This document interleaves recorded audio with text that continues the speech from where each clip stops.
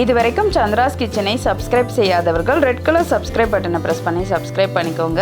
கூடவே பக்கத்தில் இருக்கிற பெல் பட்டனை ப்ரெஸ் பண்ணுங்க. எங்களுடைய அப்டேட்ஸ் உடனுக்குடன் உங்களை வந்து சேரும். Hi friends, welcome to Chandra's kitchen.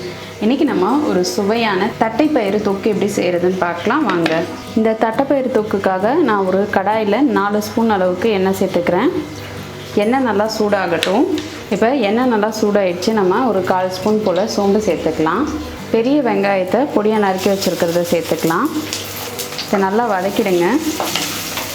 இஞ்சி ஒரு 1/4 ஸ்பூன் சேர்த்துக்கலாம். பூண்டு விழுது ஒரு 1/2 ஸ்பூன் சேர்த்துக்கலாம். இப்போ இஞ்சி பூண்டு விழுது சேர்த்துட்டு நல்லா இதை வதக்கிடுங்க. வெங்காயம் நல்லா வதங்கணும். இப்போ வெங்காயம் ஓரளவுக்கு வதங்கிக்கிட்டு இருக்கு. இப்போ நம்ம தக்காளி சேர்த்துக்கலாம். தக்காளி வந்து பார்த்திங்கன்னா நான் ஒரு தக்காளியை ஒரு பெரிய தக்காளியை கட் பண்ணி வச்சுருக்கிறத சேர்த்துக்கிறேன்.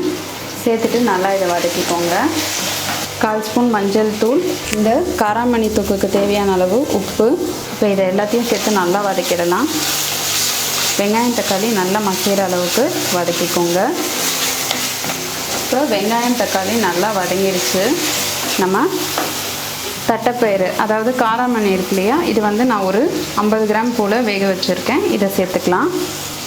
காய்கறி இல்லாத சமயத்தில் நம்ம இந்த காராமணி வச்சு சூப்பராக ஒரு தொக்கு பண்ணிடலாம். ரொம்ப நல்லாயிருக்கும். இது நீங்கள் சப்பாத்திக்கு கூட செஞ்சு சாப்பிடும் போது ரொம்ப நல்லா டேஸ்ட்டாக இருக்கும். இப்போ இந்த தட்டைப்பயிறு அதாவது காராமணியை நம்ம நல்லா வதக்கிடலாம். நம்ம ஏற்கனவே உப்பு சேர்த்துட்டோம். அதனால் இப்போ நான் மிளகாய் தூள் சேர்த்துக்கிறேன். நான் 1 ஸ்பூன் அளவுக்கு மிளகாய் தூள் சேர்க்குறேன். சேர்த்துட்டு நல்லா இதை கலந்துருங்க. இது ஏற்கனவே குக் பண்ண காராமணின்றதுனால உங்களுக்கு சீக்கிரமாகவே இது செஞ்சிடலாம். கொஞ்சம் போல் இதில் தண்ணி சேர்த்துக்கலாம். நிறைய சேர்க்க வேணாம், கொஞ்சமாக சேர்த்தா போதும். இந்த மசாலாலாம் சேர்கிறதுக்காக சேர்த்துட்டு நல்லா இதை கலந்துருங்க.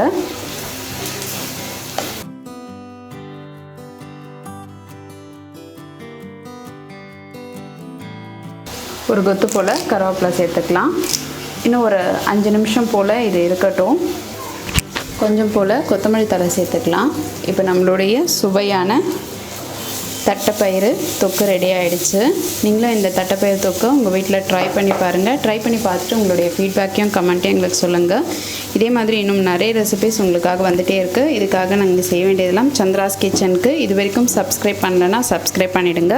பக்கத்தில் இருக்கிற பெல் பட்டனையும் ப்ரெஸ் பண்ணுங்கள். நான் இன்னொரு சுவாரஸ்யமான ரெசிபியோடு உங்களை சந்திக்கிறேன். நன்றி, வணக்கம்.